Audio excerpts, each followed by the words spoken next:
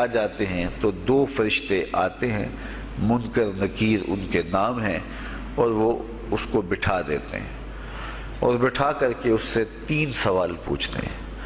پہلا سوال یہ ہوتا ہے من ربک، تیرا رب کون ہے؟ اب کوئی مانے یا نہ مانے، رب تو سب کا اللہ ہی ہے۔ اگر کوئی انکار بھی کرے تو اس کے باوجود اس کا رب کون ہے؟ اس کا رب اللہ ہے۔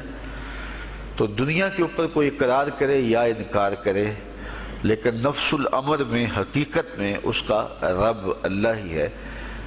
یہ تو حقیقت ہے، یہ تو طے شدہ ہے۔ لیکن جو عقیدہ دنیا پہ رہا ہوگا وہی عقیدہ اس کے لہجے میں آئے گا۔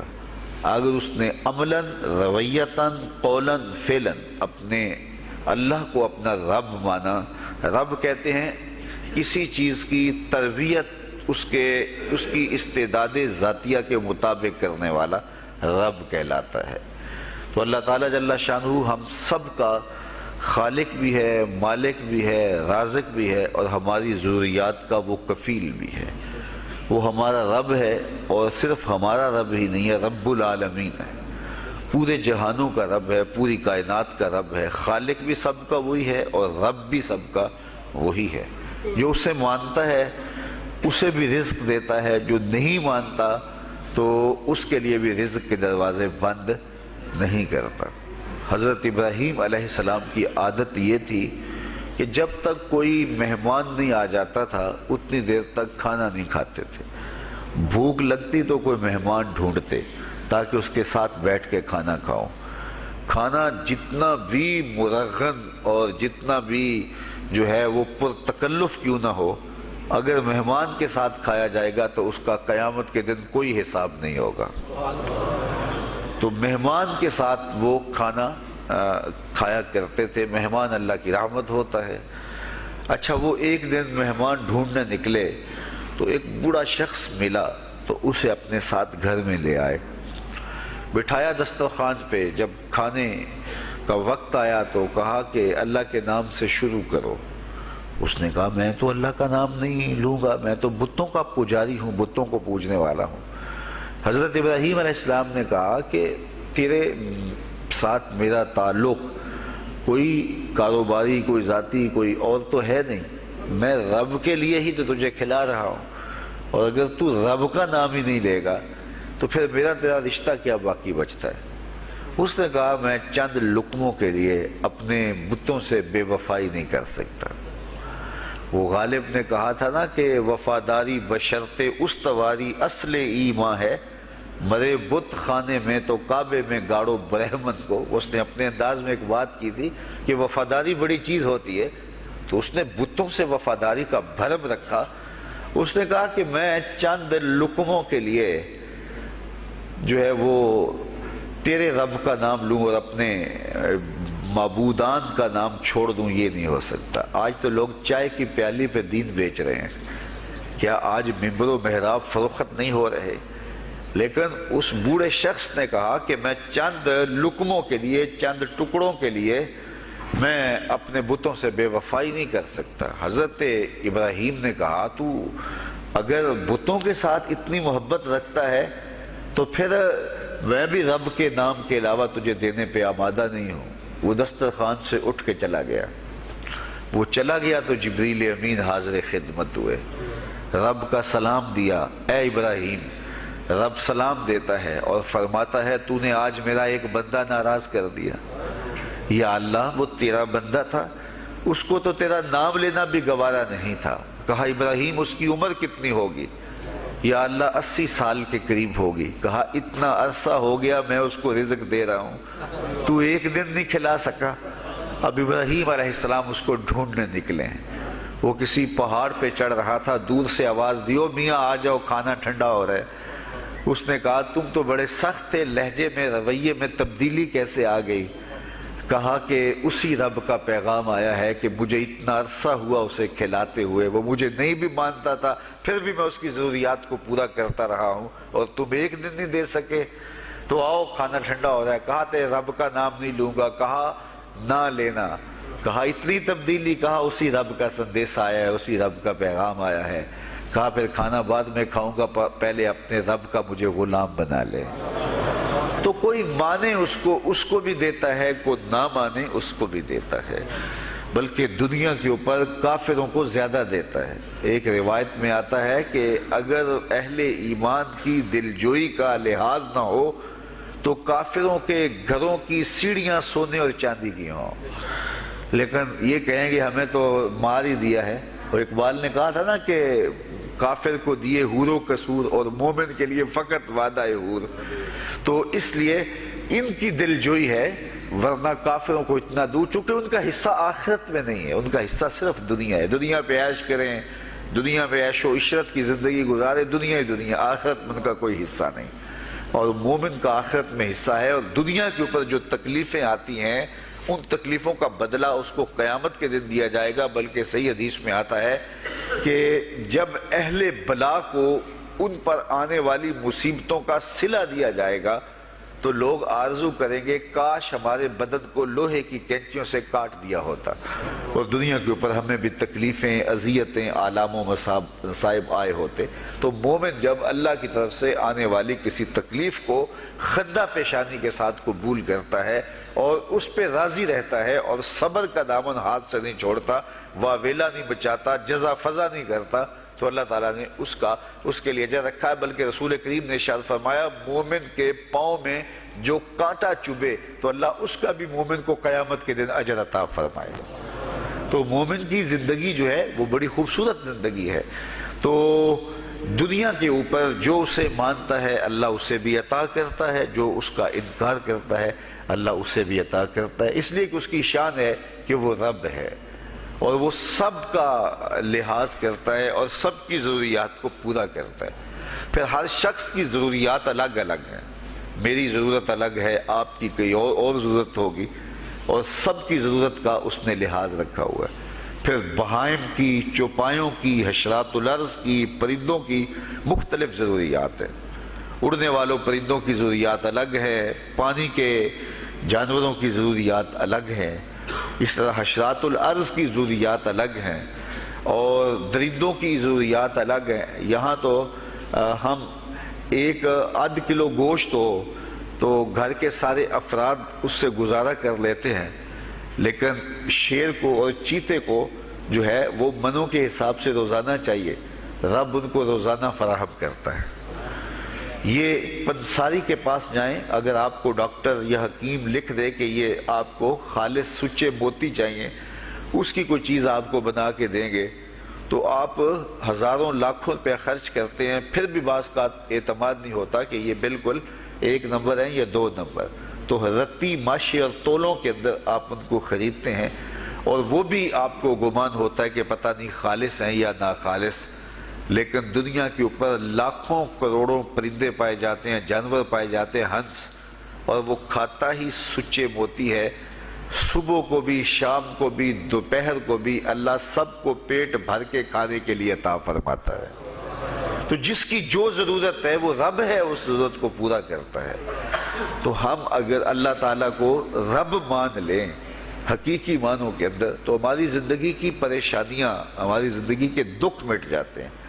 مصیبتیں اس وقت آتی ہیں اور اس وقت پریشانی لگی رہتی ہے، دھڑکا لگا رہتا ہے کہ جب انسان جو ہے وہ سمجھتا ہے کہ میں ہی جو ہے وہ کچھ کرنے والا ہوں۔ وَمَا مِن دَابَّةٍ فِي الْأَرْضِ إِلَّا عَلَى اللَّهِ رِزْقُهَا، زمین پر چلنے والی، ریگنے والی کوئی چیز نہیں جس کا رزق اللہ کے ذمہ کرم پہ نہ ہو۔ تو جب انسان اس عقیدے کو اپنی روح میں، اپنے باطن میں اتار لیتا ہے تو پھر اس کی زندگی سوکھی ہو جاتی ہے کہ وہ میرا خالق بھی ہے اور وہ میرا رب بھی ہے۔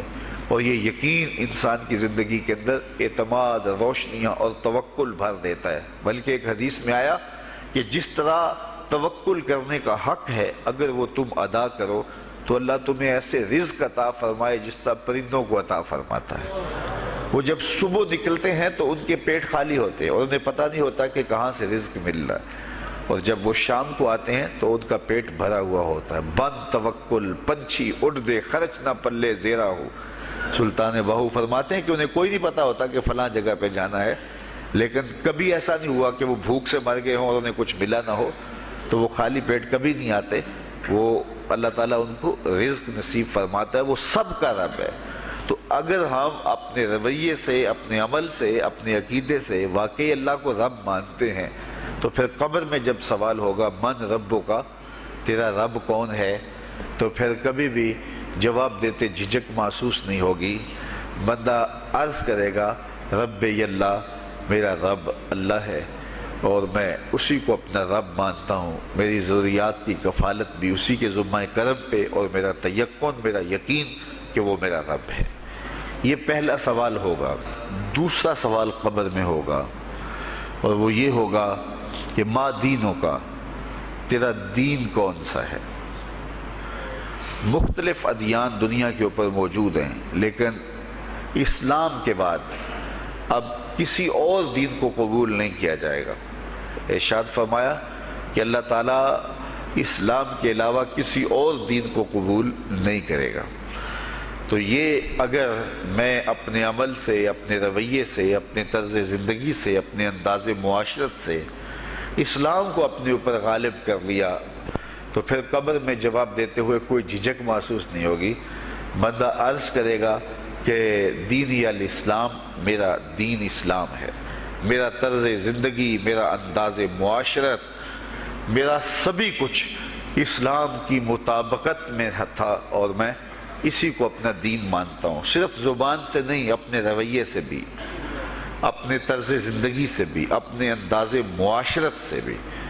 تو یہ جو ہم اسلام کے دائرے میں داخل ہوتے ہیں اور ہم اپنے دین کو اسلام قرار دیتے ہیں، تو دین انسان کی زندگی کے تمام شعبوں پر حاوی ہوتا ہے، اور اس کا طرز زندگی، اس کا انداز معاشرت اس کی مطابقت میں ہونا چاہیے۔ تو قبر میں یہ سوال پوچھا جائے گا کہ تیرا دین کیا ہے، باوجود کہ اللہ تعالیٰ جل شانہ کو پتہ ہے کہ اس کا دین کیا تھا، اللہ کو پتہ ہے کہ یہ کس کو رب مانتا تھا، لیکن قبر میں یہ سارا سلسلہ ہوگا، اور صحیح احادیث کے اندر ان سوالوں کا تذکرہ آیا ہے کہ یہ سوال پوچھے جائیں گے کہ تیرا دین کیا ہے۔ اب اس نے اگر اپنا طرز زندگی، اپنا انداز معاشرت اسلام کی مطابقت میں رکھا ہوگا، اور دین کو اس نے دین سمجھا ہوگا، اسلام کو ہی اپنا دین، عملاً، رویتاً، ہر خوشی غمی کے موقع پہ اس نے اسلام کو ہی ترجیح دی ہوگی، تو پھر اس کو کوئی جھجک نہیں ہوگی جواب دیتے ہوئے کہ میرا دین اسلام ہے۔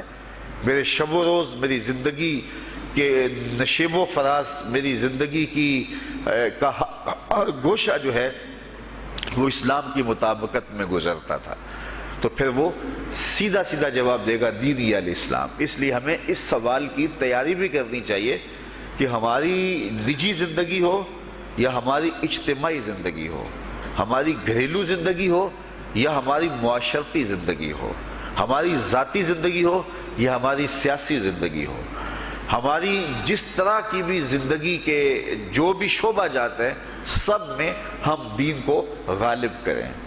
ہم صرف مسلح کے مسلمان نہ بنیں کہ 5 نمازیں پڑھ لیں اور ہم کہتے ہیں مسلمان ہیں، روزے رکھ لیے، تراویح پڑھ لی، اور ہم نے جو ہے وہ زکوٰۃ دے دی اور حج کر لیا، تو اس سے ہم مطمئن ہو گئے کہ ہم مسلمان ہیں۔ اسلام ایک مکمل اور اکمل اور کامل ضابطہ حیات ہے، اپنے ماننے والوں کو زندگی گزارنے کا پورا اسلوب اور مکمل کامل رہنمائی دیتا ہے۔ ہم نے ہمسایوں کے ساتھ سلوک کیسے کرنا ہے، یہ ہمیں اسلام بتاتا ہے۔ ہم نے بیوی کے ساتھ سلوک کیا کرنا ہے، یہ ہمیں اسلام بتاتا ہے۔ اولاد کی تربیت کیسے کرنی ہے، اسلام کی واضح تعلیمات ہیں۔ ہم نے سفر کرنا ہے تو انداز سفر کیا ہونا چاہیے، اسلام نے ہمیں بتایا۔ کاروبار کرنا ہے تو ہم جو ہے وہ کیا کاروبار کو مارکیٹ سے سیکھیں گے یا اللہ اور اس کے رسول سے سیکھیں گے، تو ہمیں اللہ اور اس کے رسول نے واضح 2 ٹوک اور سیدھے سیدھے احکام دیے ہیں کہ تم جب کاروبار کرو تو تم جو ہے وہ اس انداز کے ساتھ کاروبار کرو، کم نہیں تولنا، کم نہیں ناپنا، جھوٹی قسم نہیں کھانی، سود نہیں لینا۔ تو یہ ساری چیزیں، ملاوٹ نہیں کرنا، ایک ایک چیز جو ہے وہ اسلام نے ہمیں فراہم کی ہوئی ہے۔ تو پورا دین جو ہے جب ہم اختیار کریں گے، ہمارے رویے، ہمارا طرز زندگی، ہمارا انداز معاشرت جب دین اسلام کے مطابق ہوگا، تو قبر میں اس سوال کا جواب دینا ہمارے لیے کوئی مشکل نہیں ہوگا۔ اور اگر ہمارا طرز زندگی کچھ اور طرح کا ہوگا تو کیا صرف یہ کہہ دے کہ ہم مسلمان ہیں؟ یہ تو پھر ایک کافر بھی کہہ سکتا ہے کہ میرا دین اسلام ہے، ایک منافق بھی کہہ سکتا ہے کہ میرا دین اسلام ہے، لیکن ایسا نہیں ہوگا۔ جو ہماری کیفیت قلب ہوگی قبر میں اس کا جواب اس کی مطابقت میں آئے گا۔ وہاں یہ دنیا کے معاملے یا دنیا کی یادداشتیں نہیں ہوگی، وہاں کیفیت قلب کے مطابق جواب دیا جائے گا۔ یہ کافر جواب نہیں دے سکے گا کہ میرا رب اللہ ہے، کیونکہ وہ عمل سے، رویے سے اس کو اپنا رب نہیں مانتا ہے، تو حقیقتاً تو اس کا رب اللہ ہے، لیکن وہ یہ جواب نہیں دے پائے گا۔ اسی طرح جو شخص اپنے طرز زندگی کے اندر اسلام کو داخل نہیں کر چکا ہے اور اسلام کو اس نے اپنا ہادی رہنما نہیں بنایا ہے، تو وہ قبر میں اس سوال کا جواب کیسے دے سکے گا کہ میرا دین اسلام ہے، چونکہ اس کا رویہ، اس کا طرز زندگی اور اس کا انداز معاشرت ایسا نہیں رہا ہوگا۔ اس لیے ہمیں اپنی زندگی کے شب و روز کو اسلامی تعلیمات کے سانچے میں مکمل اور کامل طور پر ڈھالنا ہوگا، تاکہ جب قبر میں سوال ہو تو ہم جواب دے سکیں کہ ہمارا دین اسلام ہے۔ تیسرا سوال جس پہ فیصلہ ہو جائے گا، اور اس کے بعد قبر میں یا جنت کا دروازہ کھول دیا جائے گا یا جہنم کی کھڑکی کھول دی جائے گی، وہ سوال تیسرا کیا ہوگا؟ اور وہ سوال بھی عقیدے کا ہے، بلکہ بخاری شریف کی ایک روایت کے مطابق 3 سوال نہیں ہوں گے، ایک ہی سوال ہوگا، اور وہ یہ تیسرا سوال ہوگا۔ فرشتے پھر پوچھیں گے حضور علیہ الصلوۃ والسلام کے روضہ دور سے اور قبر کے درمیان سے پردے ہٹا دیے جائیں گے، اور رسول کریم صلی اللہ علیہ وسلم سامنے ہوں گے، اور فرشتہ حضور کی طرف اشارہ کر کے کہے گا ما کنت تقول فی ھذا الرجل، ان کے بارے میں زندگی میں کیا کہا کرتا تھا۔ یہاں یہ نہیں ہے کہ تو نے کیا کہا تھا یا اب کیا کہتا ہے۔ جب مضارع کے اوپر کانا یا جو ہے وہ کانا کے مشتقات داخل ہوں تو پھر وہ ماضی استمراری کا جو ہے وہ معنی دیتا ہے۔ تو ما کنت تقول کا معنی یہ ہے کہ تو کیا کہا کرتا تھا، تیرا لہجہ کیا تھا، تیری زبان کیا تھی، ان کے بارے میں تیری رائے کیا تھی، تو کیا بولا کرتا تھا، کیا کہا کرتا تھا۔ تو یہ حضور علیہ الصلوۃ والسلام سامنے ہوں گے اور یہ سوال پوچھا جائے گا۔ اب ابو جہل سے پوچھا جائے گا ما کنت تقول فی ھذا الرجل، تو وہ کہے گا ہے ہاتھ لا ادری، ہائے افسوس میں نہیں جانتا یہ ہیں کون۔ ابو لہب سے پوچھا جائے گا، وہ کہے گا ہے ہاتھ لا ادری، ہائے افسوس میں نہیں جانتا یہ کون ہے۔ اچھا جانتا نہیں تو پتھر کس کو مارتا تھا، جانتا نہیں تو گڑے کس کی راہوں میں کھدواتا تھا، جانتا نہیں تو اوجریاں کس کے اوپر ڈلوایا کرتا تھا۔ آنکھیں پھاڑ پھاڑ کے تو ساری زندگی دیکھتا رہا، لیکن آج ابو جہل قبر میں اترا، حضور کی صورت نورانی سامنے ہے، اور پوچھا گیا کہ یہ کون ہے، یہ نورانی چہرے والے کون ہیں؟ تو ابو جہل کہتا ہے ہائے افسوس میں نہیں جانتا یہ کون ہے۔ اچھا جانتا نہیں تو پھر پتھر کس کو مارتا تھا؟ اللہ اکبر۔ اور 14 صدیاں گزرنے کے بعد ایک مومن لحد میں اترتا ہے اور پردے ہٹا دیے جاتے ہیں، اور منکر نکیر سوال کرتے ہیں عامر چیمہ بتا یہ کون ہے؟ وہ کہتا ہے پیچھے ہٹو، پہلے پائے ناز کو بوسہ تو کر لینے دو، میں تو مر کے پہنچا ہوں یہاں اس دل ربا کے واسطے، یہ تو میرے بخت جاگے کہ وہ میری قبر میں آئے۔ وہ کسی شاعر نے کہا نا کہ آئے وہ میرے مزار پہ گھونگھٹ اتار کے، آئے وہ میرے مزار پہ گھونگھٹ اتار کے، مجھ سے تو نصیب اچھے ہوئے میرے مزار کے، یہ تو بخت سنور گئے کہ وہ میری قبر میں آئے۔ شیخ عبدالحق محدث دہلوی علیہ رحمہ لکھتے ہیں کہ جب سے یہ سنا ہے کہ قبر میں حضور آئیں گے، پتہ نہیں موت کہاں مر گئی ہے، جی چاہتا ہے زندہ ہی قبر میں چلے جائیں۔ تو وہ کہے گا پہلے مجھے پائے ناز کو بوسہ تو کر لینے دو، میں تو زندگی کے بھر میں انتظار ان کا کرتا رہا، اور ان کے بارے میں پوچھ رہے ہو یہ کون ہے؟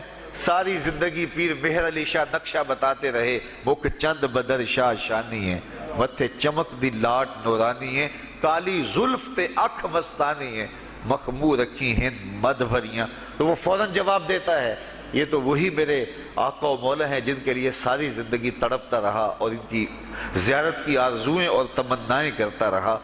اچھا ابو جہل ساری زندگی دیکھتا رہا تو وہ تو جواب نہیں دے پائے گا، وہ کہتا ہائے افسوس میں نہیں پہچانتا یہ کون ہے، ہاتھ لا ادری، مجھے نہیں پتا۔ اور 14 صدیاں گزرنے کے بعد ایک مومن لحد میں اترتا ہے تو وہ فوراً کہتا ہے یہ تو وہی ہیں جن کے لیے زندگی گزار آیا ہوں۔ تو جس نے دیکھا تھا وہ پہچان نہیں سکتا، اور صدیوں بعد جو دنیا کے اوپر آیا وہ فوراً پہچان بھی رہا ہے اور پائے ناز کو بوسے بھی کر رہا ہے، تو پھر اس کا کیا جواب ہوگا؟ تو اس کا جواب علامہ اقبال علیہ رحمہ نے دیا۔ وہ کہتے ہیں قبر میں یہ جو آنکھیں ہیں ان میں تو مٹی پڑی ہوگی، یہ تو بند ہوگی، دل کی آنکھیں کھلی ہوں گی۔ ابو جہل نے ان آنکھوں سے دیکھا تھا، یہ آنکھیں تو اب کھلی نہیں ہیں، تو ان سے وہ کیسے پہچانے گا؟ اور دل کی آنکھوں نے حضور کو دیکھا ہی نہیں تھا، اور یہ صدیوں گزرنے کے بعد جو مومن لحد میں اترتا ہے اس کی گو ان آنکھوں نے نہیں دیکھا تھا، لیکن در دل مسلم مقام مصطفیٰ است، مومن کے دل کے ڈیرے کے اندر مومن کے دل میں حضور ہی بستے ہیں، اس لیے اس کی آنکھوں نے، دل کی آنکھوں نے حضور کو دیکھا اور پہچان لیا، اس لیے کہ دل کی آنکھوں نے حضور پہلے بھی دیکھے ہوئے تھے اور دل آرزو میں مچلتا رہا، اس لیے دل کو پہچاننے میں دیر نہیں لگی۔ تو وہاں یہ آنکھ نہیں پہچانے گی، یہ آنکھ پہچانے گی، اس لیے اقبال نے دوسرے مقام پہ کہا دل بینا بھی کر طلب خدا سے کہ آنکھ کا نور دل کا نور نہیں۔ آنکھ کا نور اور ہے، دل کا نور اور ہے، تو اگر کوئی شخص دنیا کے اوپر دل کے نور سے بے بہرا رہا، قیامت کے دن یہ آنکھیں اسے فائدہ نہیں دے گی، بلکہ اللہ تعالیٰ نے خود قرآن مجید میں ایک مقام پہ فرمایا من کان فی ہذہ اعمی فہو فی الآخرۃ اعمی واضل سبیلا، جو اس دنیا میں اندھا رہا کل قیامت کے دن بھی نابینا اٹھایا جائے گا۔ اس سے ان آنکھوں کی بے نوری قطعاً مراد نہیں، کسی مفسر نے نہیں لکھا، بلکہ وہ تو واضح حدیث میں آتا ہے جو دنیا میں ان دو محبوب چیزوں سے آزمایا گیا، اللہ تعالیٰ قیامت کے دن اسے صلہ عطا فرمائے گا۔ یہ جو دنیا کے اوپر نابینا ہوتے ہیں، نابینا ہو جاتے ہیں یا پیدائشی نابینا ہوتے ہیں، تو یہ دنیا کی لذتوں سے اور دنیا کے نفعوں سے لطف اندوز نہیں ہو پاتے، یہ بہت بڑی آزمائش ہے، جہان اندھیر ہوتا ہے ان کے لیے، لیکن قیامت کے دن اللہ تعالیٰ اس کا بہتر صلہ ان کو عطا فرمائے گا جو دو ان محبوب چیزوں سے آزمایا گیا۔ تو اگر وہ دنیا پہ اندھا تھا حقیقی طور پہ اور قیامت کے دن بھی اندھا اٹھایا جائے گا، یہ تو پھر مناسب نہیں ہوگا۔ تو یہ جو قرآن نے کہا جو دنیا میں اندھا رہا وہ قیامت میں بھی اندھا اٹھایا جائے گا، تو اس سے ان آنکھوں کی بے نوری قطعاً مراد نہیں ہے، اس سے دل کی بے نوری مراد ہے۔ تو دل اگر بینا ہوا، دل اگر روشن ہوا، تو پھر قبر کے اندر بھی دل دے دیوے دی روشنائی جاوے وچ زمینہ، تو پھر وہ معرفت رسول کا سبب ہوگا دل کا اجالا، اور پھر حشر کے اندر بھی جو ہے وہ دل کی آنکھیں روشن ہوں گی۔ تو جس نے اپنے قلب کو نور معرفت سے، نور ایمان سے اور نور محبت سے منور نہیں کیا ہے، تو وہ قبر کے اندر، حشر کے اندر نابینا ہی اٹھایا جائے گا، اور یہ قرآن کی صریح نص ہے۔ تو اب ابو جہل نے ان آنکھوں سے دیکھا ہے، لیکن جب سوال ہوتا ہے بتاؤ یہ کون ہے، تو وہ کہتے ہیں ہے ہاتھ لا ادری، افسوس میں نہیں جانتا۔ اور صدیاں گزرنے کے بعد ایک مومن لحد میں اترتا ہے، ظاہری ملاقات بھی نہیں ہے، جب اس سے پوچھا جاتا ہے یہ کون ہے، تو وہ کہتا ہوا محمد صلی اللہ علیہ وسلم، یہ تو وہی آقا ہیں جن کے لیے ساری زندگی، جن کے تذکروں کی خوشبو سونگھتا رہا ہوں، تو مجھے تو جو ہے وہ ان کے پائے ناز کو بوسہ کر لینے دو۔ تو بتاؤ اس کے دل کی آنکھوں نے حضور کی معرفت حاصل کی اور حضور کو پہچان لیا، تو دل بینا بھی کر طلب خدا سے کہ آنکھ کا نور دل کا نور نہیں۔ تو حضور علیہ السلام کے حوالے سے جب سوال ہوگا، اگر اس سوال کا جواب نہیں آیا تو پھر جہنم کی کھڑکی کھول دی جائے گی، اور اگر اس سوال کا جواب آیا تو پھر جنت کے دروازے کشادہ کر دیے جائیں گے، اور جنت کی ٹھنڈی ہوائیں اس کی قبر میں آ جائیں گی، بلکہ حدیث میں آتا ہے اسے کہا جائے گا کہ نم کنومت العروس، ایسے سو جا جس طرح دلہن سوتی ہے۔ اور وہاں سے لے کر کے حشر تک کا سفر جو ہے اس کے لیے بہت لمبا سفر نہیں ہوگا، وہ ایسے ہوگا کہ جو ہے وہ ایک خوبرو کے گلے سے ہار گرے گا اور وہ موتی ٹوٹ کے گر جائیں گے، اور وہ اس کو چننے میں مصروف ہو جائے گا، ابھی سارے موتی چن نہیں پائے گا کہ قیامت آ جائے گی۔ یہ مومن کے لیے اللہ نے آسانی رکھی، 50,000 سال کا دن ہوگا یوم محشر، لیکن جو مومن ہوگا اس کے لیے حشر کا اتنا بڑا دن ایسے ہوگا جتنا عصر کا وقت ہوتا ہے، تو اتنے تھوڑے وقت میں اس کے لیے گزر جائے گا۔ تو یہ 3 سوال قبر میں پوچھے جانے ہیں، ہر شخص سے پوچھے جانے ہیں، مومن سے بھی پوچھے جانے ہیں اور کافر سے بھی اور منافق سے بھی۔